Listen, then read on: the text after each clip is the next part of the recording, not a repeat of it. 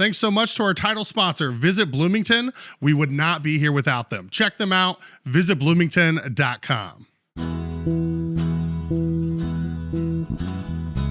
Hey, say, honey, let's go out to eat. Relieve our culinary duties. With all these restaurants to sweep us off our feet, they're bound to turn us into foodies. Oh, no dishes, no dishes, no dishes. We'll have a bottle of wine for lights and have a good time. No dishes, no dishes.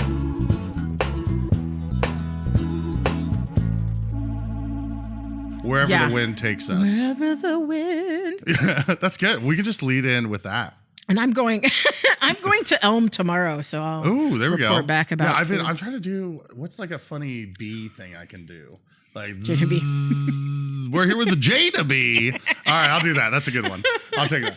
I always try to do something silly for the intro. That's vibe. Yeah. What did I just do? Oh, since we had Bedrock on last. Oh, yeah. I sang the Mr. Rogers theme song. Nice. Since they're our neighbor at the Chocolate Moose. Yeah. It's I love stupid. it. I like to love just, it. yeah. All right, ready to rock? We're here with the ultimate bee, Jada Bee of People's Market. What's up, Jada? Hi, sweetie. How are you? Yeah, doing very well. Thank you for already putting up with me. Oh, no. I love it. I love to be here. I'm excited. Yeah, well, it's been a long time coming. I know. We've been talking about this for a minute, and then, life gets in the way. Yeah, well, I feel like does. there's a lot to dive into. You're a very unique, interesting individual with a lot going on. Yes. So I think let's just go in right to the main thing, which is People's Market. Yes, let's focus on the main thing, which is eating. Okay? Yeah, exactly. Yeah, like tell me about the food. We can talk about all that other stuff off camera, but right now I want to talk about food, which is my main passion. Yes, exactly. That's what we're here for. Yeah. So for those that are unaware, what is People's Market, and what makes it different from other markets in town? Right. Yeah. So this is not I'm going to make it as brief as I possibly can. We got nothing but time. We're so complicated. So People's Market is an intersectional anti-racist farmers market and more. So we like to say we're more than a market. Our main mission and goal in our community is to help with food insecurity in our community and to eliminate food scarcity and food poverty for those who are in need, and which you probably know there's a great deal of that. Absolutely. And that's it. We have a co-main mission, so that's the main mission. But then the other part of that main mission is to help small farmers, in particular Black, Brown, and Indigenous farmers, queer farmers, people who have under 10 acres of farmland to thrive, and help small vendors. So people who don't have the money for a brick and mortar, don't have the money for a food truck even, or all the fees and licensings that goes with those things. Oh, yeah. I'm well aware of those. Yeah. Exactly.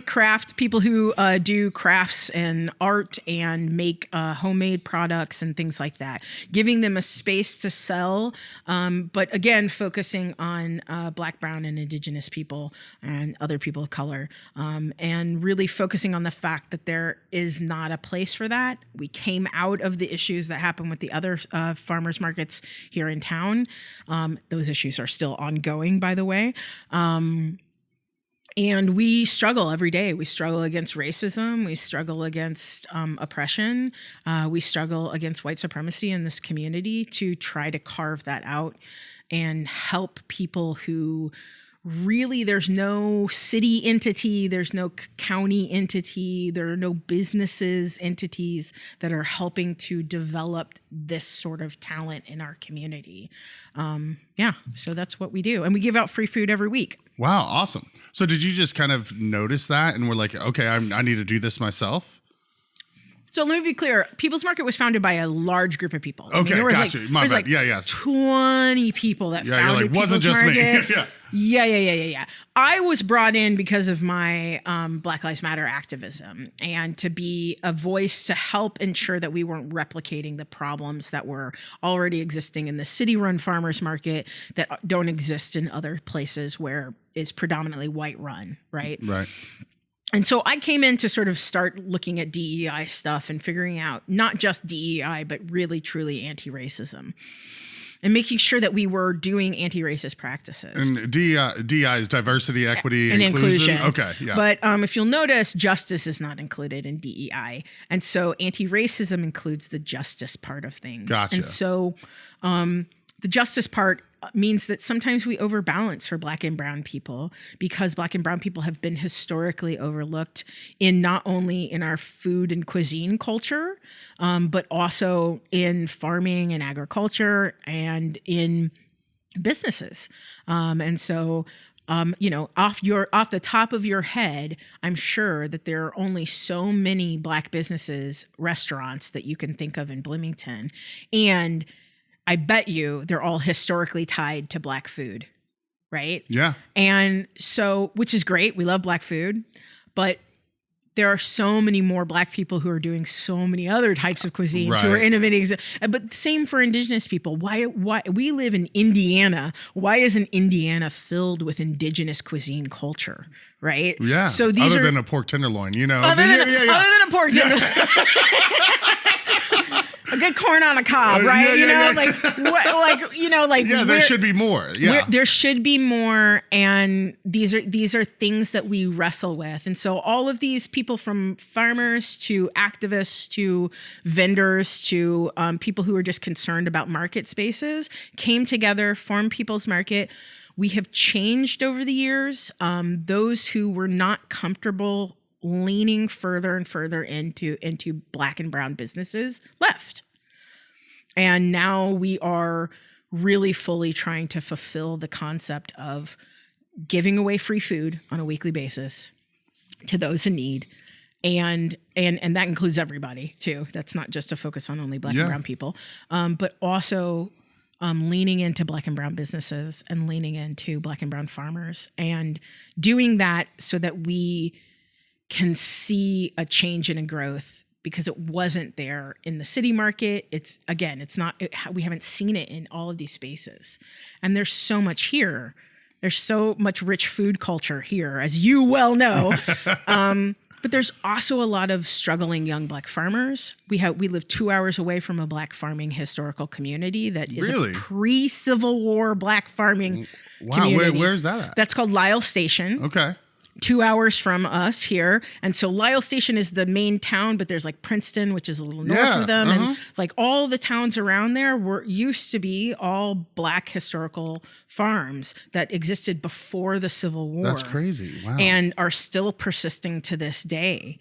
And, some of it's gotten a lot smaller. It's been sold off, but we have that at our fingertips. Why aren't Black farmers more well-known in Indiana?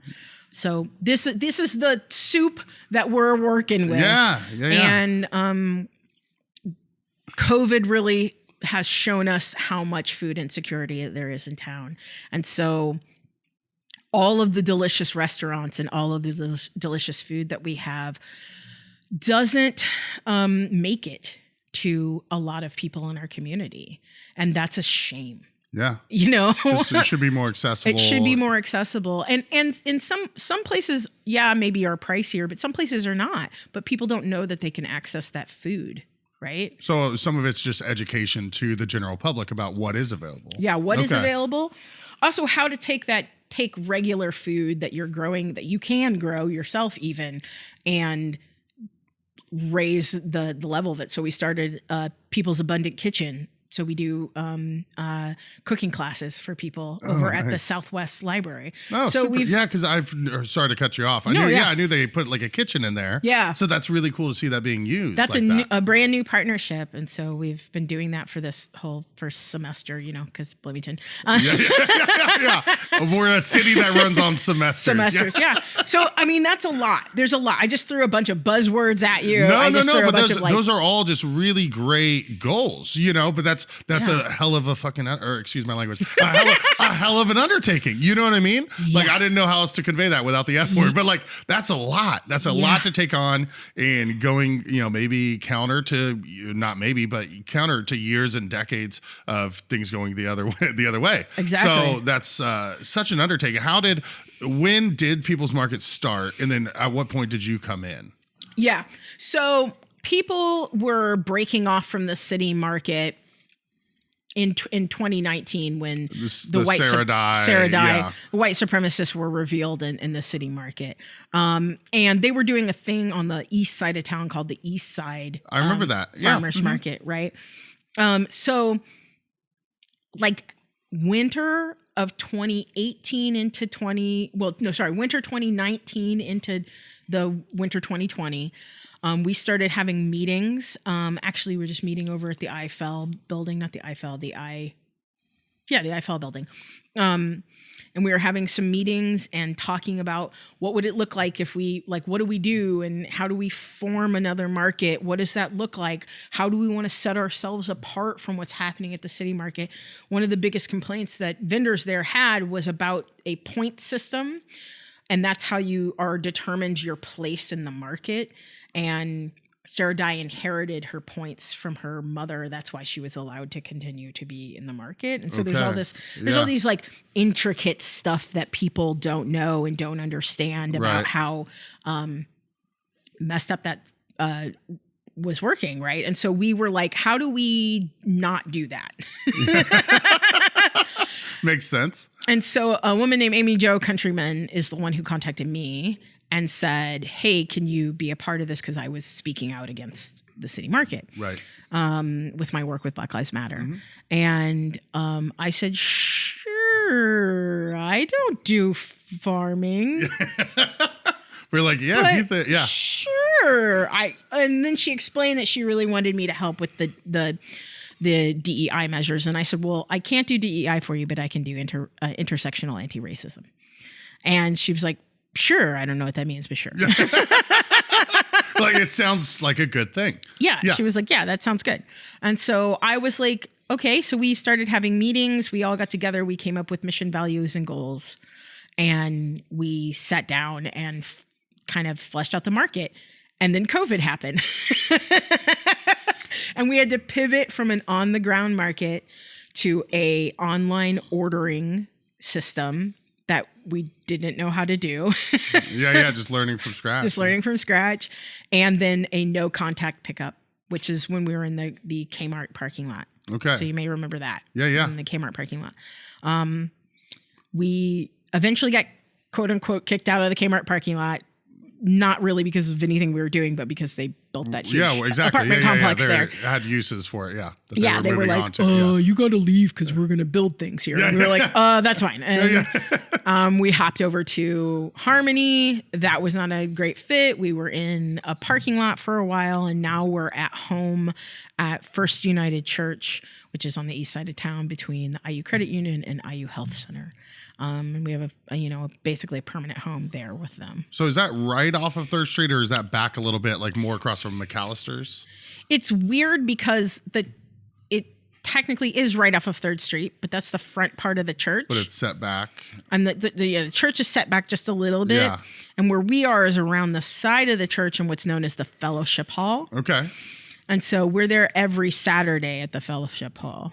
Don't miss Constellation Stage and Screen's upcoming production of Webster's Bitch, on stage January 25th through February 11th at the Ted Jones Playhouse. When their editor-in-chief gets caught using some unexpected profanity, the employees of Webster's Dictionary find themselves at the center of an internet uprising. A play about the power of words and the people who define them. See Webster's Bitch on stage January 25th through February 11th in downtown Bloomington. Find tickets at cconstellation.org.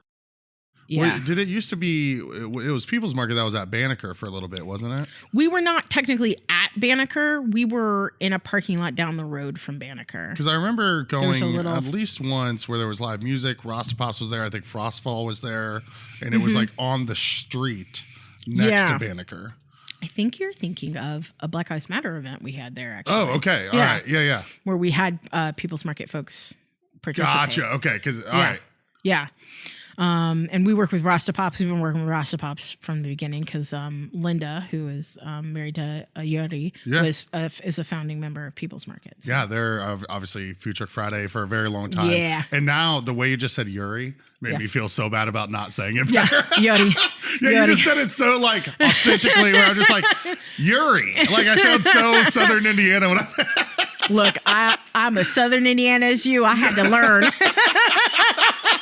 right, I'll give it more. Next time I see him, I'll give it some more effort. Yeah. My consistent accent is very Southern Indiana, but I try to, when somebody says this is how you say my name, I try really hard. Yeah. Well, that's so if great. your name is Tim instead of Tim, I try to go. You're like, I love it. You're like, it works both ways. Right. Right. If your name is James, then I'm going to say it like that. Oh, that's so good. I love that. Well, that's awesome that you guys have found like you said, your home. Yeah. And how long have you been there now for?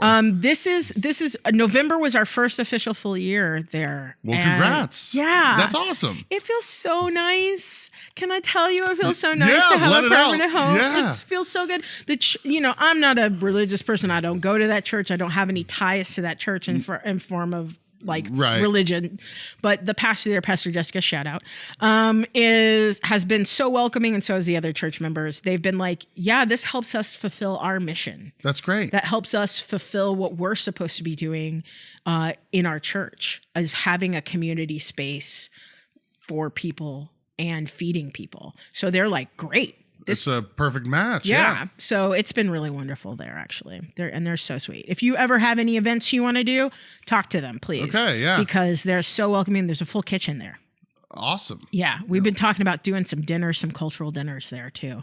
So yeah. That'd be super cool. Well, hopefully Wouldn't Huh? that be good? That'd be great. Like really awesome cultural dinners. Like her husband is from Kenya, so wouldn't it be great to like have a full Kenyan meal? Yeah, we have a lot of great options in town, but no Kenyan, no Ethiopian. Right. You know what I mean? So that would be made by people like grandmas, it's gonna be like grandma food. Yeah, is it like before I order, is this a generational recipe? Okay, yes. I'll get it. Right?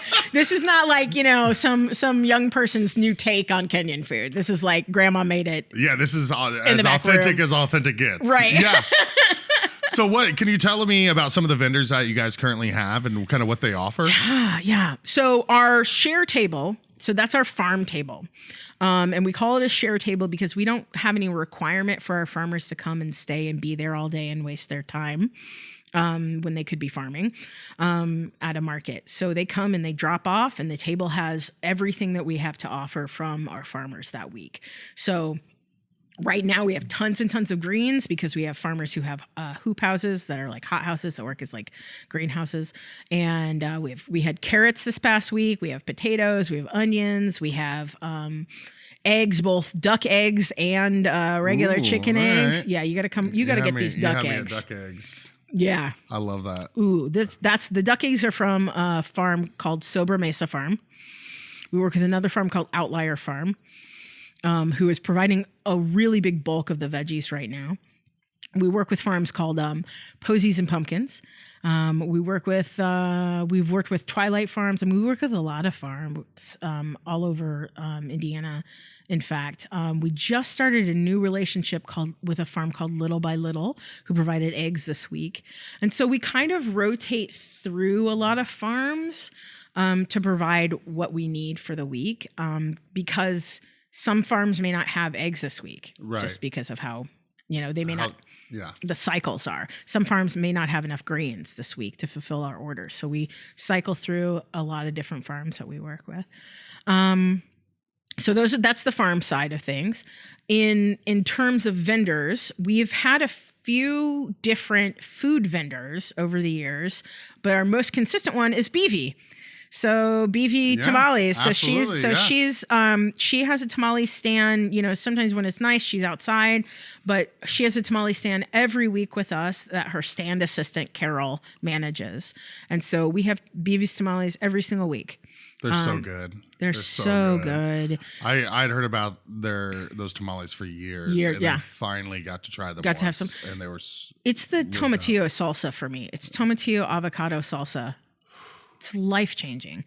And Bivi, I don't know if you know this, but her beans, she ships her beans in from Yucatan to Mexico. Really? Yeah, they're not just regular black beans. They're a very specific type of black beans. And that's why they taste really different. I was wondering why they tasted because they weren't just like, you get black beans. Like, I've had black beans. I know what I'm getting into. Yeah, these are really specific beans, and they're from the region that she grew up in. And so that's really interesting. She gets them. Yeah. And then she has a whole farm out in Ellettsville. Oh, really? And has a whole large farm that she grows fruit and veg and stuff like that from. So she incorporates that into her tamales too. And she has tons and tons of blackberry bushes and all kinds of stuff too. So Maru, you know Maru, who absolutely. Yeah, so Maru just opened up a brick and mortar, but before she opened up her brick and mortar, she was with us for this past. I had no idea. Year. Okay, yeah, I brought Garrett some of the delicacies from there, and he's like, "Dude, where'd you get this from?" Yeah, he had to like do the it's like a little meat pie thing. Yeah, I can't even remember empanada or something. Yeah, but it was so good, and then just their arepas are phenomenal too. Yeah.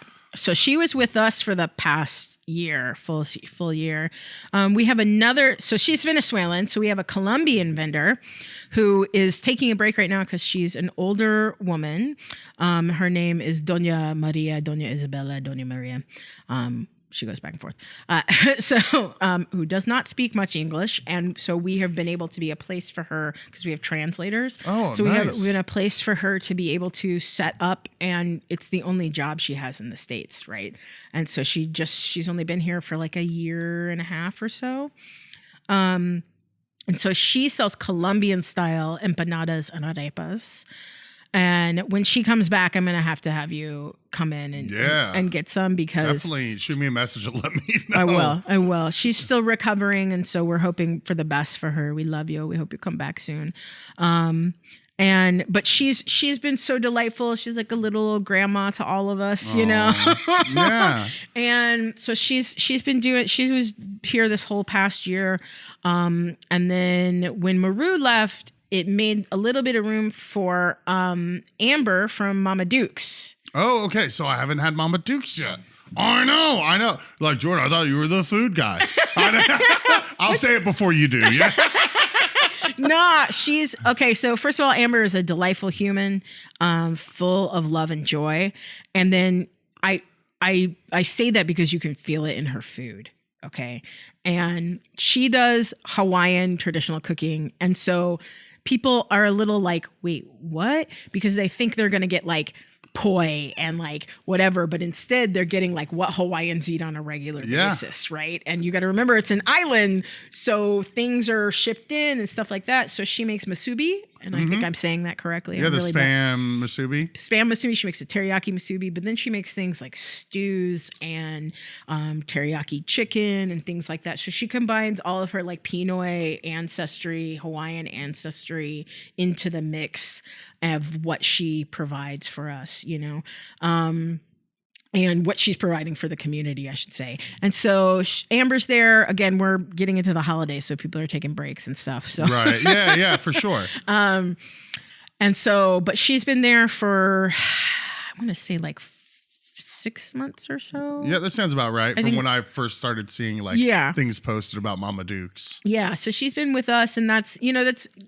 being an anchor place for vendors who don't have brick and mortars means that they can come through more frequently and be able to build up their businesses and have some stability. Yeah. They know every Saturday they're going to be in a particular place. Yeah. They know how much they sell in that particular place.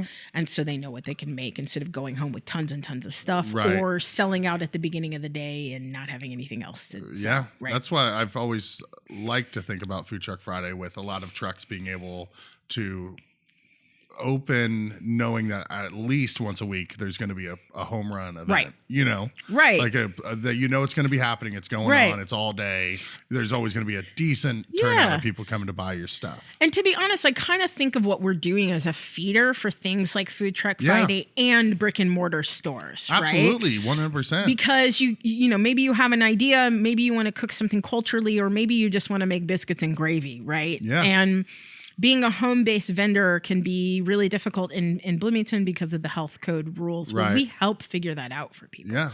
We help figure out all the health code rules you need to have, try to help get you a place where you can cook in a commercial kitchen. Yeah. Well, I know that's a lot of the people, Mama Duke's included, do the kitchen share. Which is huge for so many of the trucks at Food Truck Friday. And the amount, people don't understand how many people use that kitchen share. It's nuts. If that wasn't here, it would be complete. Yeah. And one of the things we're trying to do is get a full working kitchen that none of them would have to pay for. Oh, dude, that'd be super cool. Yeah. So now imagine you're a starting off business and you need a kitchen. And you have that. And yeah. you have it immediately, and you're not paying half of your profits out to the kitchen. Yeah. Right. And so that's part of steps. Yeah, for sure. I mean, it's great for now, but obviously in a perfect world, you have something like that. So the fact that you guys are working towards that is it's a goal of ours. Yeah, for sure. And in fact, we're working on grants with the county to try to make that happen within the next couple of years here. That'd be awesome. So you mentioned giving food to the hungry. Yeah. How does that tie into the People's Market, and how do you accomplish that? Yeah. So we do that in two different ways. One, you can, if you're in need and you assess the need, right? That's the big part of the intersectional anti-racism. We're not telling you you have to have an EBT card, you have to qualify under this, you have to be making less than this amount or anything like that. If you're hungry, If you're hungry and you want fresh food, right? So it's not cooked, it's fresh food, right? Then you go to our website, you request a sponsored box, and you select delivery or pickup. And you can either get it delivered to your door, literally to your front door, or you can come pick it up and see the other stuff that's happening at People's Market. Wow. Okay. We don't, it's completely for free. We don't expect you to pay us back. We don't expect you to do anything else other than get the food that you need. And so then we also work with pantries in town. We have our own pantry that we work with called People's Open Pantry, but we work with Pantry 279. We provide food to Middle Way House, and we provide food to Mother Hubbard's Cupboard as well. And then we work with Black Lives Matter Bloomington, and we provide our CSA baskets, which are full baskets of meat, dairy, usually cheese, eggs, bread, and a $15 bag of veggies, which is usually more like a $20, $25 bag of veggies, to, I think we're at 10 Black families every week. It's great. What does CSA stand for? CSA means Community Supported Agriculture. Okay, gotcha. And so a CSA really means that you as a person would pay into a CSA and you buy a bag and you get it every week. And so you're not really sure what veggies you're going to get, but you know you're going to get veggies every week, or you're going to get eggs every week, or whatever you've selected in your CSA. And so our CSA works in the same way, except in a sponsored CSA, you don't have to pay for it. And so with our Black Lives Matter families, they get the sponsored CSAs every single week, and they don't have to pay for it. And so we've been helping 10 families right now. We've been helping a few of them for 4 years now. Wow. To the point that it has helped a few of those families do things like buy cars, not get evicted. Yeah. Because they've got a car, they can open their own business, right? Yeah. So they can drive and go and open their own business. And it's been a lot. I mean, it's paid for through granting programs and then through donations to Black Lives Matter. So we help pay for the food, and then every week I deliver it. Wow. Well, that's got to be extra fulfilling, just being the one even delivering it. You know what I mean? Yeah, fulfilling is. I feel like sometimes there's maybe an altruistic attachment to fulfilling, with when you do volunteer work and you help people. Right. And for me, it is the least that I can do to help my community. Right. Yeah. And so I know. There's tons of other stuff that I could be doing, but I know that if I commit to doing Saturday market every Saturday, helping run People's Market and doing these deliveries, then I have done what I can do every single week to help my community. And it's what I can do.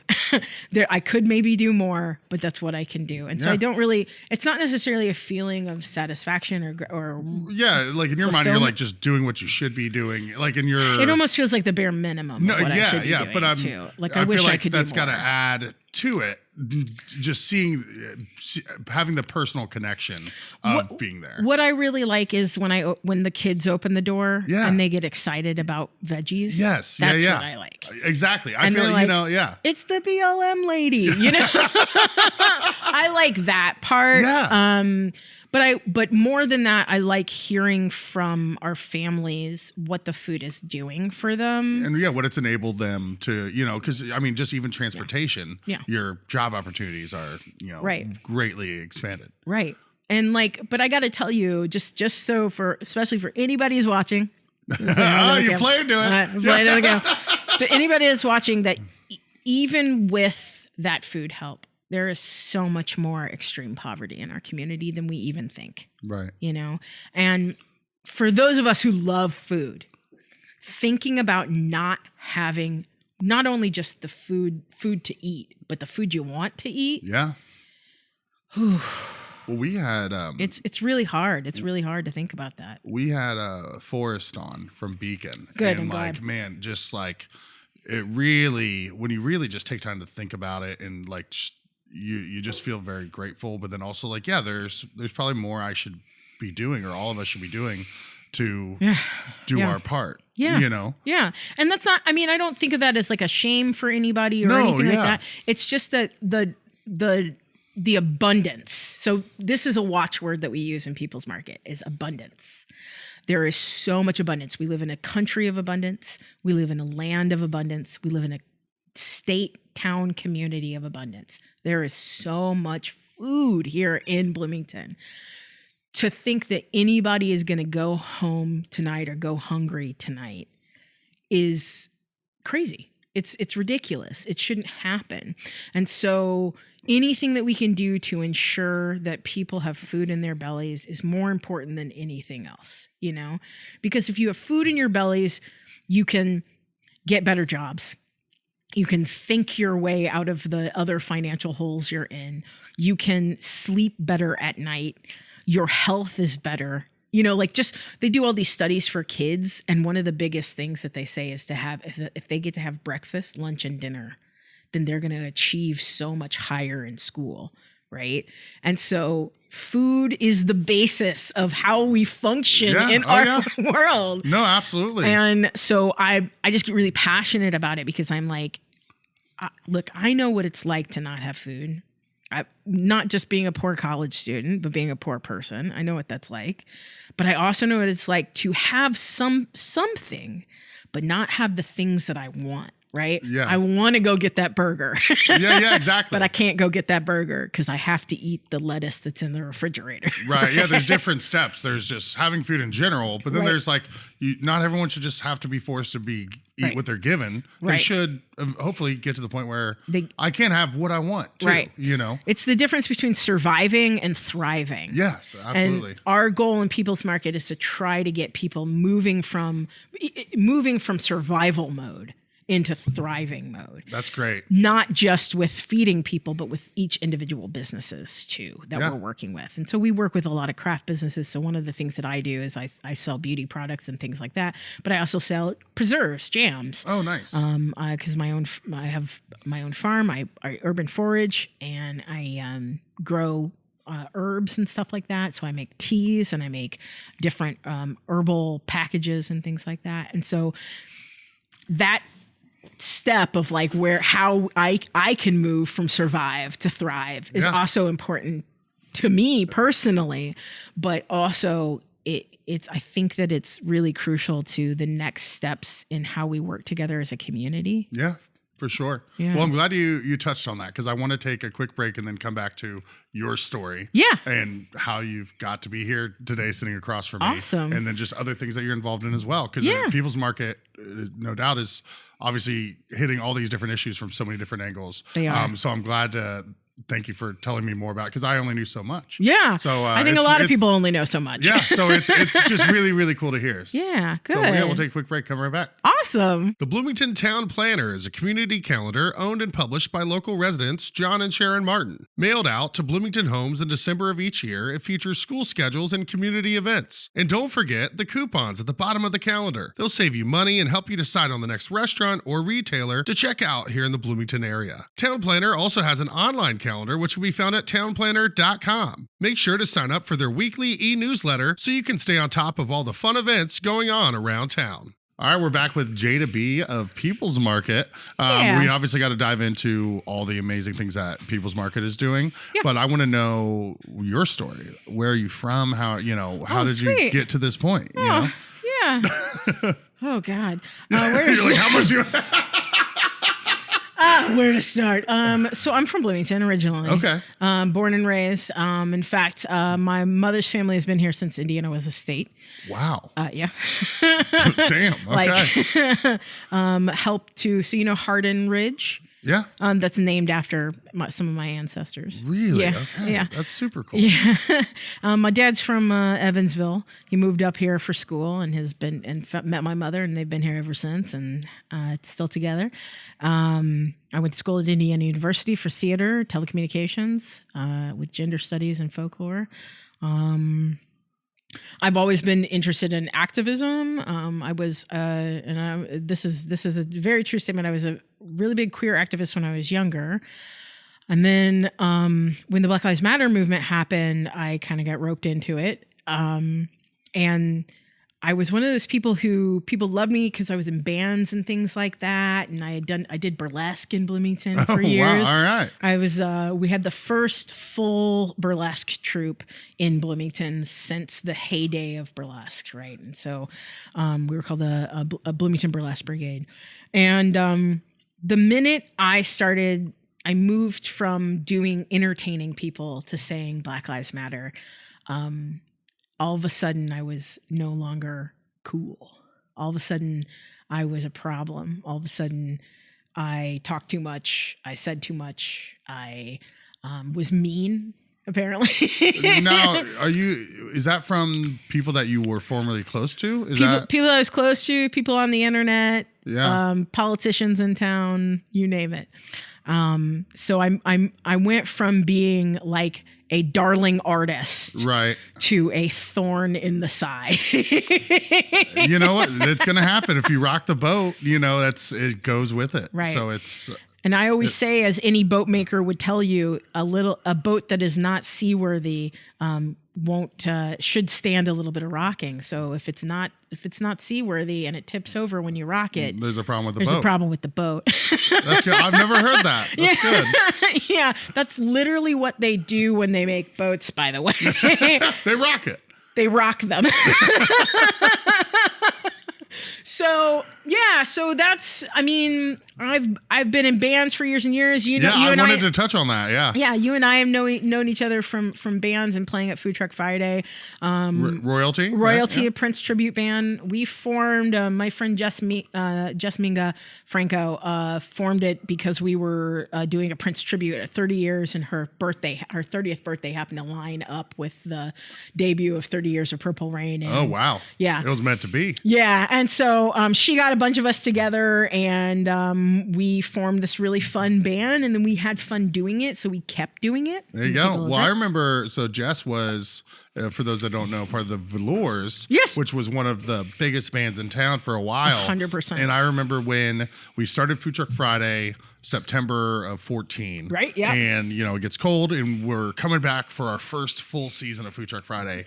And I'm like, dude, we need to kick this thing off right. Yeah. I was like, we're calling the Velours. And we were so pumped when they were able to do it. We're like, we got the Velours, let's go. It was such a good time. So it was. Anyway, when you brought Jess up, that was Jess is a fond memory. Yeah, Jess is still a good friend, moved up to Indianapolis. She's doing her thing now, And then when Royalty played, that was when Food Truck Friday was at Dimension Mill, right? Yeah, I think that's and then we played again when you guys were over in the different iteration of us. We played again now that you've been at Switchyard. Yeah. But we played, I think, the first time at when we were over at Dimension Mill on Old Maker Way, Maker's Way, either way. Yeah, something like that. Yeah, either way. And the sun was in my eye the whole time. That's all I remember. Is I was like, I can't see anything. Am I still singing? Yeah, performing at Food Truck Friday could be a crapshoot. It's either super super hot, or it might rain and you're playing and you're looking at the sky the whole time. Yeah. Or you're playing early in the season and late in the season. It's chilly. Right. So thank you to everyone. I appreciate it. Yeah. No, we actually had a really great time. it was one of the we had a sub keyboard player that day, and he was the we were just kind of making fun of him the whole time because he was not as good as our real keyboard players. Hopefully they don't watch this. Yeah, no, it's fine. He can know that. It'd be good for personal growth. It'd be good for personal growth. So we were just kind of jabbing at him the whole time while we were playing. So we had a good time. That was I remember that being a really, really fun gig. Actually, we had a great time. I love to hear that. Yeah. And there were like a bunch of people sitting up on the grass area too. Yeah. So and jamming with us. So and the little kids came and got some of our autographs afterwards. Oh, dude, that is so amazing. Which was really cute. Yeah. My co-singer Trey was like, "Am I really signing an autograph?" Yeah. Like, this is surreal right now. Because it was just really silly. So. Yeah, it never gets old to me. Just a busy food truck Friday because again, it doesn't cost anything to go, so it's just like it's open to everybody. Yeah, and you just see all walks of life there, soaking it in, having a good time, having a great time. And just I don't know. Yeah, people had a good time. And then the last time we played at Food Truck, that was like a whole new band configuration actually. So again, people come and go, and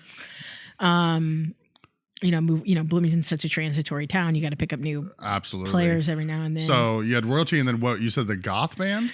Yeah. I was like, please do tell. Super weird goth Okay, band. I'm here for it. Did you have any originals? Yeah, we're all originals. Okay. So we're called Negative Peace. Okay, I need to hear some song titles. I feel like they're going to be good. Yeah. So one of them was called so it was called OMG OJ. And topically it was about OJ Simpson. Yeah, I had a feeling. I didn't think you were just really excited about some orange juice. No. The chorus was for that song was "Oh no, the juice is loose." Oh my god. And we were trying to, and I don't know what we were doing. This is what happens when your three good buddies sit around and we're like, oh yeah, let's write stuff in the freezing cold garage. Couldn't have been as cold as it isn't here right now. No. It was colder really? than All right. It just happened to be a colder winter. See, we were just trying to make this nostalgic for you. I feel right at home in the freezing. So if you guys see me doing this, it's because my limbs are cold. This is the first episode people will not see my hands once. Right. But yeah, so we have one called Everybody's Infiltrated. And or actually the full title of that song is Martin Says Everyone's Infiltrated. And it's from Martin Law, and his belief is that everybody has something going on with them, and it's just like you just gotta like figure it out, right? I like that. Like everybody's infiltrated. Everybody's infiltrated by capitalism, by white supremacy, by bad negative thoughts, by like you name it. Yeah, what it is to live in the modern world. Yeah, and you need principles and ethics to get you through, right? And so I'm like, okay, cool, Martin. So we wrote a song about it. Yeah, that's a lot of great messages have been put out there through song. But it's also goth music, so it's not like it's like super approachable. You're not going for the widest audience there. You're like, well, we want to get our message across, but we're going to do it in our way. And we're going to do it in the weirdest possible way. Did you guys have like outfits or like? I mean, we all look. I mean, I'm more of in my farmer gear, but most days I'm wearing all black. Okay, all right. I don't know. Yeah. Martin is in all black. No finger gloves. No, we're not that. We're more like the punk side of goth rather than like the industrial side of goth. Okay, see, I'm ill-informed. I don't know. I know. Yeah, there's like the goth fairy princesses, right? That are like they're eye makeup and all. No, we're not that kind of goth. I like the one I think when you said industrial reminded me of like the one where they put these guys that are doing the dancing, but they do it to Mariah Carey, and they're like, do you know what I'm talking about, Gary? You know what I'm talking about. I know exactly what you're talking about. And it goes so perfect, and they're like doing this like hardcore goth dancing. It's like the joke of like Beyonce's always on beat, but those goth guys are always on beat, nice. So it doesn't matter what you put underneath them. It's gonna go. Always on beat. They're in an underpass. You've never seen this, Garrett? Okay. I was like, dude, I feel like everyone's Garrett's got to see this. Yeah. So they're in an underpass and they're dancing and they've got glow sticks. Yeah. during the day. Like, let this be known. It was light outside. Right. And like full mask and stuff on. And yeah, God, I love that video. It's a good one. Is one of my favorite videos of all time. Yeah. That's like industrial goth. Okay. We're like punk, scheme. We call it scheme punk goth. Scheme, as in scheme like you're is scheming. Like, you're up to something. Yeah. Okay. We're up to something. Yeah. Yeah, we're always up to something. And then another one of our songs is called "Be Gay, Do Crimes." Okay. So it's just straight to it. Like, do these things. Yeah. So if you're gonna be queer, you might as well be a queer felon. Yeah, that checks out. I don't know enough to say it's not right. Just works for me. It's like the weird punk aesthetic. No, but exactly. Yeah, it's like you want to be edgy, like, you know what I mean? And it's just us sitting in a basement, being like, how weird can we be today? Yeah, okay, being silly, you know what, this would be fun if anybody resonates with it. Cool, but like we're gonna enjoy it. What makes us happy is doing weird stuff. And so Negative Peace was teed up to go on tour. We were doing a bunch of shows around town, and then COVID hit. Oh, damn. We literally had a tour planned for March, April, May of 2020. Wow, man. And then it just never were able to get it back together? Well, both of them moved. Right. Well, I figured talked about it being transient town. Yeah, transient town. And Martin moved because of a job, and AT moved because they were sick of Indiana. So what positions do you need filled in the new resurrection? You know what? We're talking about doing some just doing online, and like we've been talking about it for a while, but we're also like, again, lazy punk rock artists who are like, I guess we could do that. Yeah. Well, I didn't know if Garrett could play a mean bong. drum. Can you play a bong? A flipped over bucket. I don't know there you go. what positions there were. Yeah, we were just. I could be the glow stick guy. I'm into it. If we ever make a music video, if you're not going to be the glow stick guy dancing in full garb in the back, I'm done. Let me know. I'll order my finger gloves ahead of time. Okay. So they get You there. also need to get your gas mask. Yeah. Yeah. I'll be Bane. It'll be good. It's going to be fun.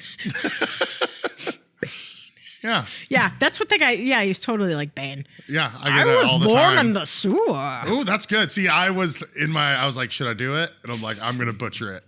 I did a Trump once, and it was pretty bad. It was okay. It was halfway. You at least knew who I was trying to be. Yeah, well, it's not that hard when you just sort of say really dumb things. Exactly. Yeah. I was just with tiny hands. Yeah, I didn't bring my hands out for that. And you just. There's a comedian, and he's like, it's easy to do. You just walk in, you go do something, and then repeat what you just did and say how great it was. Yeah. Congratulate yourself. Tell everybody how attractive and handsome and smart you are. Yeah. And then have tiny hands. You got it. Yeah. Done. Orange face paint. You're good. So do you have any, so you're not in any bands right now? It's all sort of like we keep talking about when we're going to put everything back together. So are you a singer? Yeah, that's my main function in a band. You don't want me near an instrument. It sounds really weird when I pick up an instrument. But when you say main function, that means you have other functions. I do. So you see where I'm going here? Season 5 of the No Dishes podcast is brought to you by VisitBloomington.com. VisitBloomington.com is the best resource for restaurant and culinary information, special events, fun activities, places to stay, and more in our area. We share a similar mission here on the No Dishes podcast of highlighting local businesses and the people who make our community unique. We can't thank them enough for hopping on board. Check them out at VisitBloomington.com to easily plan your next meal, visit, or night out on the town. It infers that you have other functions, but you don't want to be near an instrument, so I have to ask, what are the other functions? Yes. So in Negative Peace, I'm known as the hornswoggler. Okay. I please elaborate. I don't know. Don't mind. I don't think you have clearance. Okay. Never mind. Don't elaborate. Please. So I'm the hornswoggler. Okay. I have no idea what that means, and it sounds like I need to keep it that way. Me neither. Okay, that's good. Well, I'm glad at least we're on the same page. And then I do for royalty, I was doing arrangements. So I was like, okay. We were picking from like live versus recorded, versions. Right. And a lot of times we would like mash those up and be like, well, here's a really cool live version. And so I had to like do the arrangements and start like getting people to like, especially in a 7-piece band, getting all 7 of your band members to be able to do every gig you're doing is not going to happen. Right. So you have to have subs and things like that. And so you have to teach those subs how to do stuff. So my main thing for royalty was like being the consistent ringleader and like wrangler of like, here's what we're doing. Here's your role. Yeah. Okay. Well, that makes sense. Yeah. Unlike Hornswoggler, which I don't know. Yeah. So we're shooting 50%. Yeah. We're gonna You got one answer. and I appreciate it. One that I comprehended. Yes. It's like, arranging. Okay. Mm-hmm. We mentioned, Mama Dukes, Rasta Pops. We've had some good shout outs. Mm-hmm. Are there any other like places in town that you want to show some love to, or that, that you like to frequent? Well, so I'm deeply, deeply saddened by the demise of a brick and mortar for Sofa Cafe. Yeah, dude, we just talked about that with Bedrock before this. Oh yeah. It hurts me so much. Because first of all, she was such a lovely woman, but still is. I know. Yeah, she still is. She's still a very, very lovely woman. But we did the same thing earlier where we were like talking past tense. Past it's like, tense. no, yeah. She's still alive. Everything's fine. Okay, it's just she doesn't have a brick and mortar right So it was. We were talking about it with Letty and Matt, and about how much, because obviously it was the 3 of us all right there, Chocolate Moose, Bedrock, Sofra, and I was like, you know what? Like we had messaged Najee and I about getting together, talking about why they had to close, just how she's doing. Yeah. And I shit you not, I checked my phone before we started, and she texted me. Oh, great. And was like, hey, we need to get together. I was like, dude, your ears must have been ringing. Yeah.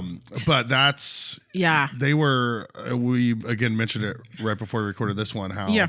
her story was like just left me speechless so many times. Yes. And and again, like you said, just one of the sweetest, most genuine people I've ever come across. Most genuine people, and literally everything she cooked was amazing. Oh yeah. And so I'm really worried that I'm going to go the rest of my life without having her okra stew. And that's going to be a problem for me. You're like, we need to figure that out. Because if I didn't, they kind of, it was like one of those time periods where we were going out of town, so I couldn't even go till like the last days that they were having. Yeah. Well, it all happened so fast. It did, yeah. So, and I was like, I'm never going to have that stew again. I'm not going to ever have that stew. If I don't have that stew again, who am I? What is that? What am I doing? What am I is doing? My purpose? What is happening with my life, right? So the other key thing about her is that when she had her sewing company too, because she had a Golden Stitch. Golden Stitch. She did my wedding outfit. She she altered my wedding outfit and altered my wife's dress, and so she just sort of has a special place in our heart for lots of reasons. Yeah. So that's it's one of my favorites. But let's see, my wife is in love with Korean food, and we have an ongoing argument about Korean food. Ooh, I want to hear it. There's too many eggs, and I can't have eggs. I don't like eggs. Okay. I didn't know like you meant like there's too many Korean options and you were calling them eggs. No. But literally eggs. Eggs. Too many eggs in Korean food. I do like Korean, like the barbecue. What is it? The hibachi style? You get the pit and it's... Oh, yeah. The barbecue. Yeah, over Korean at Mama Korea's. Yeah, which I think they got a new owner. Yeah. We were there. That's fine. I like that. But I just, in general, most Korean food is not my thing. So where Sofer was is K-Bop Cafe. Have you gone? I have not gone. It is. I have been like 5 or 6 times and already. It's delicious. It is very, very I'm going to good. have to take my wife there. But don't get the bibimbap. Bibimbap. Bibimbap. Thank you. Yeah.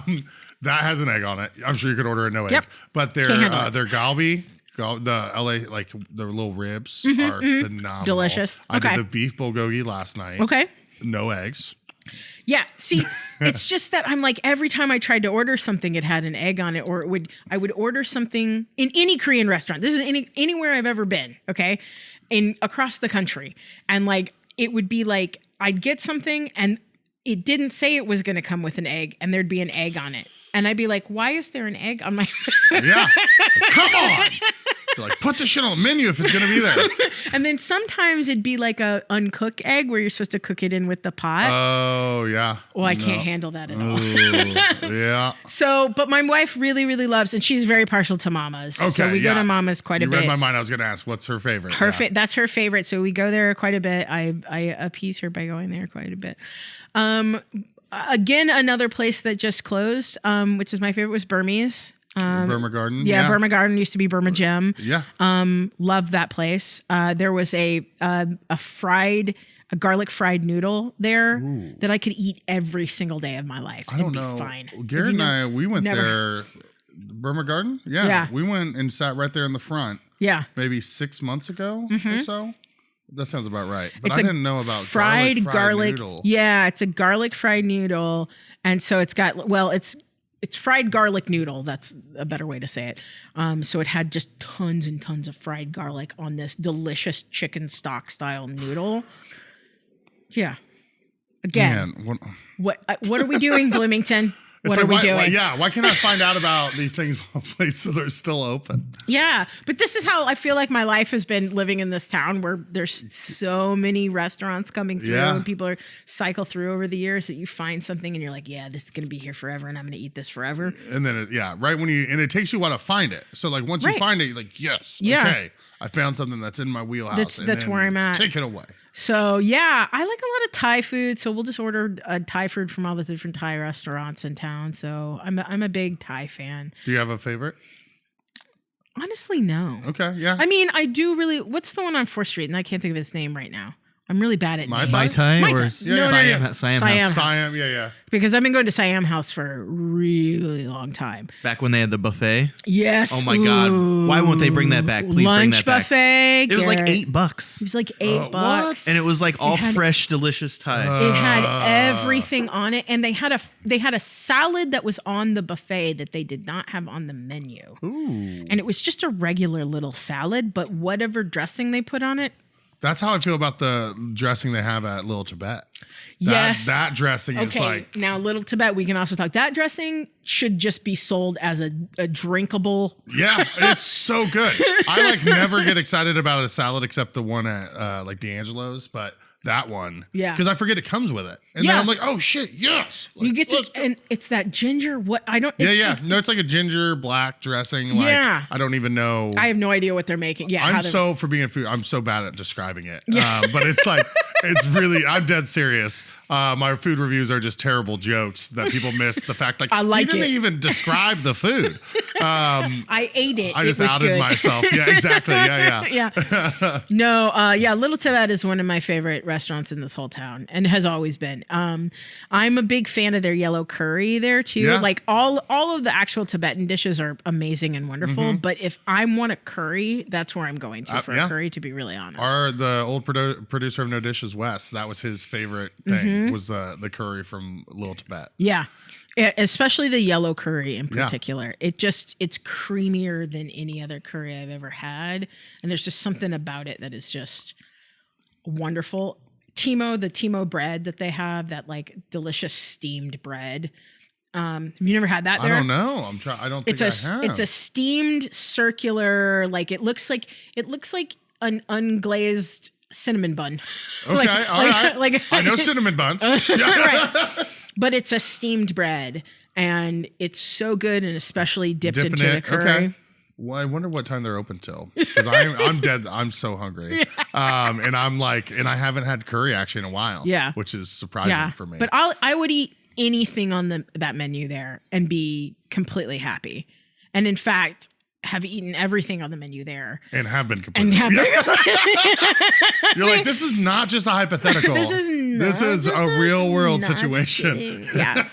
And I often, my wife and I miss the old Turcotte's Cafe. Yeah. Or what do you mean? The old one? The one that was the first one that was there. So the folks that run it now are wonderful, and I love their food, and it's delicious. But it was originally the guy who opened it. And it was at that same spot? In the same spot. Okay. where it is. He was actually a philosophy teacher and a gym teacher. He was a philosophy teacher and a gym teacher from Turkey. And I used to go there every Saturday after markets and have special breakfasts, special Turkish breakfasts, which is these lovely parantha pancakes. They are what? Sorry, what's they're called? I think they're called parantha. That's just what it's called. Okay, I got you. It's kind of like roti. It's a little bit like roti. Okay. And it's like a flaky pastry, and they give you eggs, which is weird because I didn't like that. Like again, back to the eggs. They're hard boiled, so I like hard boiled rather than other kinds of eggs. Yeah. You'd get a little bit of veggies. You get olives. You get olives. You get feta, and then you get a sweet plate and unending cup of Turkish tea. And like you put that together and it's phenomenal. And so now my wife and I do that like at home. Just make it, yeah, nice. Yeah. Looking to embrace a sober lifestyle or cut back on your alcohol intake? No Buzz Bottles is here for you. Featuring alcohol-free beer, wine, and spirits, there's no need to feel left out at your next get-together. Plus, you'll feel a lot better and be a lot more productive the next day. Locally owned and operated, No Buzz Bottles has a wide variety of offerings, including alternatives for rosé, gin, rum, seltzers, and more. Best of all, they have free local delivery on all orders. Check them out today at nobuzzbottles.com. But yeah, you're just like a little bit of this, a little bit of that. Yeah. You get a little sweet, a little savory. One of my favorite things are little dishes of stuff. So one of the things I always lament in this town is that we don't have what is it called? Tapas? We don't have tapas, but we also don't have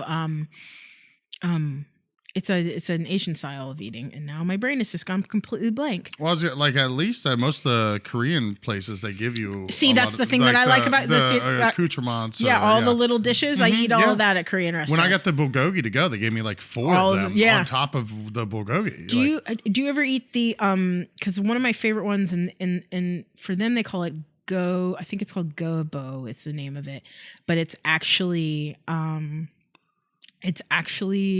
a root vegetable here that we just kind of throw away and we don't really like, but it's so good, and it's usually pickled and then they put honey on top of it. I don't know if I have. Yeah.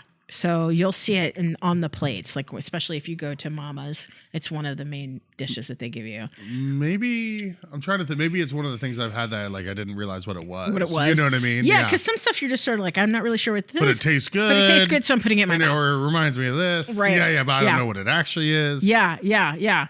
So yeah, I like little bits of things too. And like, I'm just weird like that. I like little side plates. I like charcuterie. Any charcuterie? Yeah, I was just about to say. I was like, have you heard about charcuterie? Right. We do 10 fish dinners a lot in our house.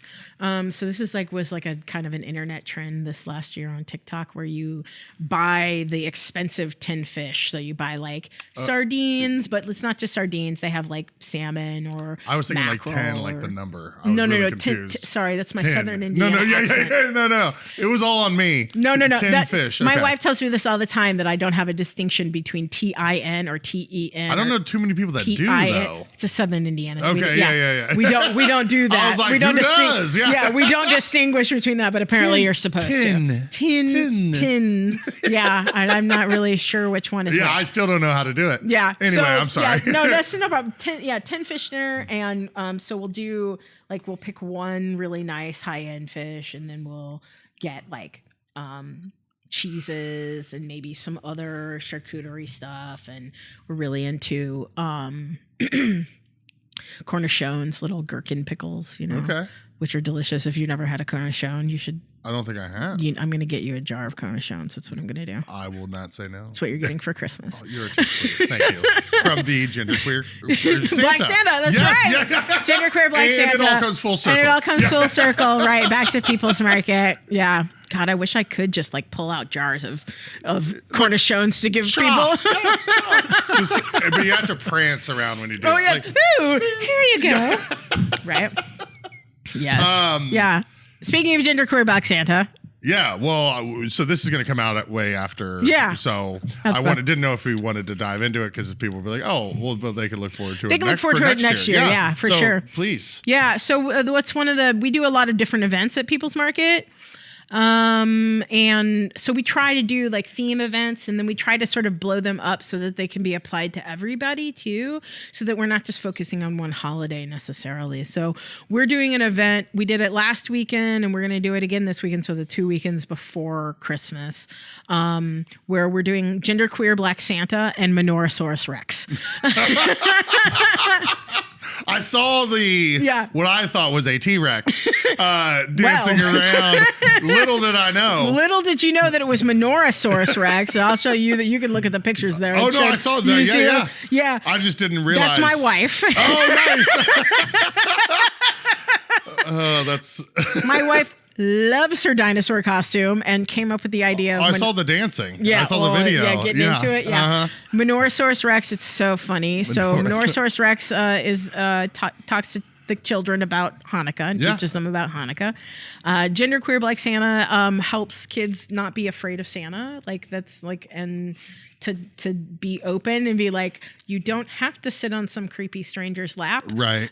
In order to talk to them about what you want for Christmas. Yeah. We don't have to. I don't. They have don't to have hold to your be baby. tied together. Yeah, and like all of this stuff doesn't have to be some weird interaction. I can just be a friendly person that you maybe know. Yeah. With a yarn beard. With a beautiful yarn beard that's crocheted lovely. It is the details on it. The detail like spot is on. really cool. It looks like a Syrian beard from like ancient art. Because it's got these really, it's, like I don't the know. pattern. The pattern in it. It's really gorgeous. So we do that. This is like the second year that we've done this type of Santa event with Menorahsaurus Rex. We just named Menorahsaurus Rex this year, but she was there last year. It's an incredible name. And I've done Santa Claus for numerous years. So I used to do it for Naughty or Nice for Boxcar Books when they would have their fundraiser. But this is like, I've stepped it up a little bit for this. And then we have books and information on all winter holidays from all the religions that we could think of. At the market? During these two events. Two events. So you can come and learn about what Hanukkah is. You can come and learn some things about Christmas and maybe read some different books about Christmas that are not European centered necessarily. Right. Yeah. And then you can read about Yule and solstice. And then we have Kwanzaa books, and we have a Kinara, which is the Kwanzaa candle tree. That's like a little candelabra. And we have First Fruits, which is a part of Kwanzaa as well. And so we teach about Kwanzaa, and you can learn about different things there. And we invite anybody who has a different holiday during the wintertime to come in and tell us about their winter holiday. And Menorahsaurus Rex dances around, and I give children candy because that's really what I love doing. Well, that's awesome. What a cool event. Yeah. That's awesome. It's a lot of fun. Yeah. We do a haunted. So this year we did a haunted maze for Halloween. We do a Valentine's Day event. We'll do a Valentine's Day, we'll have certain foods and stuff dedicated to Valentine's Day. I do a perfume event. I went to a little school on perfumery, so making perfume? Making perfumes. And so I'm not joking, I did that like a very bad version of it, where like my sister and I, like, we'd put together different shampoos and it'd be like, oh, we made our own thing. Love that. Yeah, that's so cute. I honestly hadn't thought about that in forever. So thank you for jogging that memory. Yeah, that was a thing. But please, so I'll blend custom perfumes for people. They can come and I'll blend a custom perfume, and it's all essential oil based, so it's not it doesn't have like the synthetic scents to it, so it's great for people who have allergies. That's awesome. And you can get a custom, we sit together and we plan a custom perfume for yourself, and or for a loved one, and it's kind of that's a pretty unique gift. Excuse me. And it is way cheaper than going to a high-end perfumery to get a niche perfume made. Well, and it's much more personal. That's a very cool gift. Yeah, I really thought about, like, here are the things that I know how to do, and how can I, like, what is it, in a commercial kind of way to like, here's the thing that I can do. Let's do it. Well, I feel like everyone should do that. Like, what am I good at? What are my strengths? And how can that be something that that benefits others, yeah. you know, that either benefits others or like are mutually beneficial. Exactly. Right? Yeah. Not that it's all purely. Yeah. No, I try to be altruistic, but it doesn't. You also have bills to pay. Yeah. Yeah. Yeah. It's the reality. Yeah, they make you pay those bills. Yeah. No, yeah. It's not fun. Yeah, it's not fun. Yeah, they're like you've got to pay these bills, or your heat gets turned off. Yeah. Speaking of, you're like, no, I'm just kidding. No, we deserve it. No. But yeah, so we do all throughout the year. We try to do special events that coincide with major holidays, and also respectful holidays of other people's religions and cultural practices and things like that. So we're always looking to expand how we can incorporate different cultural events and dates into the calendar, and in particular when food can be involved too, right? So if we're making moon cakes for the Lunar New Year, we want to get into that. We want to figure that out. That's one of the things about the People's Abundant Kitchen is that we're trying to tap our community members to teach other people about, well, how do you make eggnog, right? How do you make moon cakes? Like, how do you do these different things so that more people can enjoy them? Yeah, I mean, there's so much knowledge within the community. Yeah. Why not just have a space to share that? Yeah, yeah.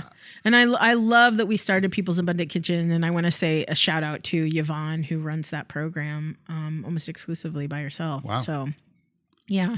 And I also want to give a shout out to the other people that I work with, especially Lauren and Sober Mesa, and a lot of our volunteers who come every single Saturday, like Kat and Sean and Emily, was with us for years. And we've had tons and tons of volunteers over the years. And it's a lot of work to run a market every single Saturday, rain or shine. Absolutely. Regardless of whether it's Christmas Eve or Christmas Day, we're open on Saturday because everybody has to eat every week. Yeah. So.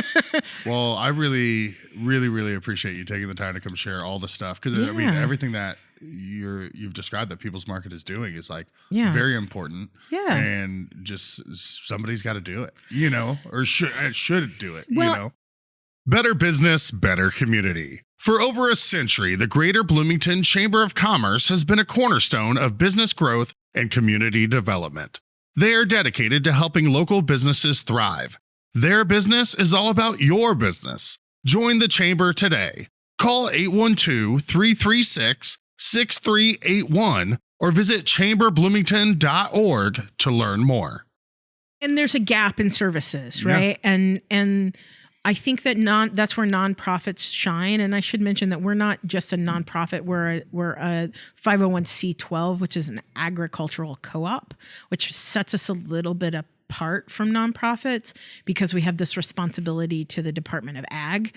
And so we're kind of dual focused on food as well as the growing of food. So the production of food as well as the creation and making and selling of food, right? So we have this we're trying to get in at every angle, right? Yeah, for sure. Well, that's one of the coolest things. Go ahead. Yeah. About where you're tackling not just one thing, but it's a broad net.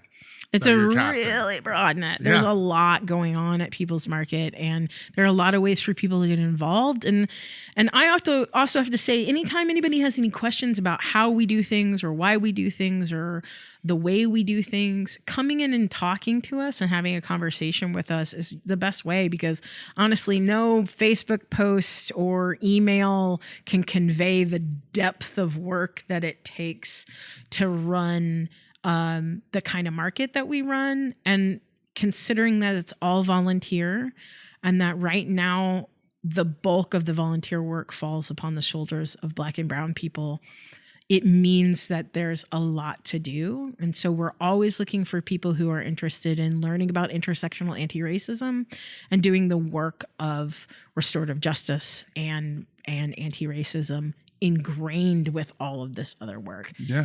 It's hard.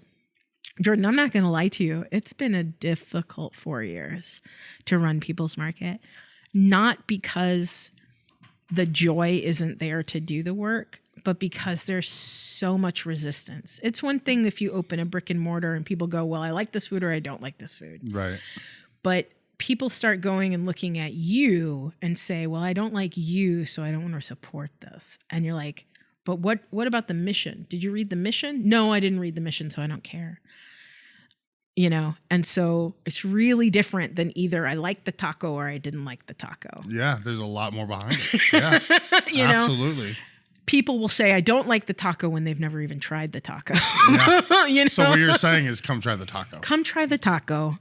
It's simple and silly, but like that's it. Come try the taco, have a conversation about what went into the taco, and then you might be able to have a better appreciation of the taco and not just scarf it, just not just throw it down. But I want you to throw it down and eat it. But I also want you to know it took a bunch of people to grow this tomato for you. It took a bunch of work to get this tomato from the farmer to you.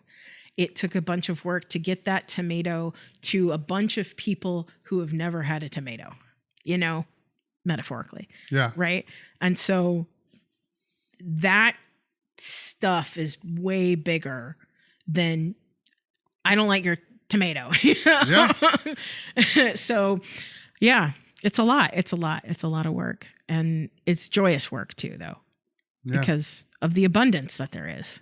For sure. So abundance and flexibility are our watchwords. So we have to figure out how to fit into the ever-changing landscape of grant dollars, of ever-changing landscape of the community and what the whims are of Bloomington, and whether the weather is going to be kind to our farmers or not. So many different variables to have to keep up with, to juggle. And the need. The need is ever growing. While we're sitting here right now, Indiana is the average person in Indiana makes $11,000 under the national poverty line. Okay. Man. We live in one of the most expensive cities in Indiana to live in. More than 70% of everybody's paycheck goes to housing in Bloomington. So how much do you have for food? Right. So these are the things, and we want to make it easier for businesses like you talk about every time on your show, the brick and mortars that you talk about, the food trucks that you talk about. We want to make all that stuff easier, not only for them to get fresh and local food, but also to get their fresh and local food that they then turn into delicious food to people. Yeah, a collaborative effort. Yeah. Well, keep on fighting the good fight. Yeah, man. I really appreciate you coming on and sharing. I'm so happy to be here. This has been kind of a goal and dream of mine to come and talk to you, because I love everything that you're doing. And I was to be really honest, I was really worried about what was going to happen when everything was changing with the chocolate mousse. And I was like, oh God, this is such an institution. And I've just been so glad that everything that you've been able to do for our community, it's really, it doesn't go unnoticed. I need you to know that.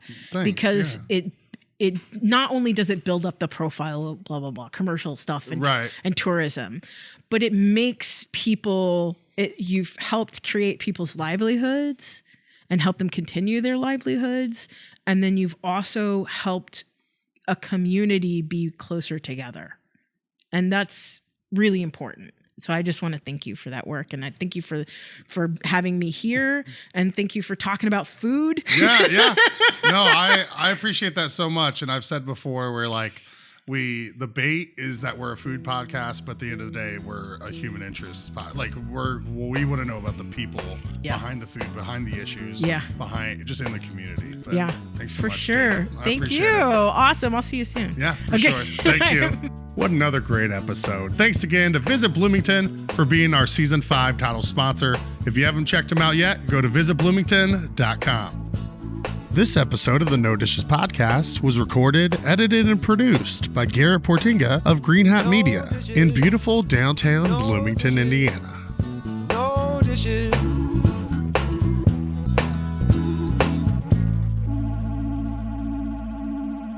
No Dishes Media.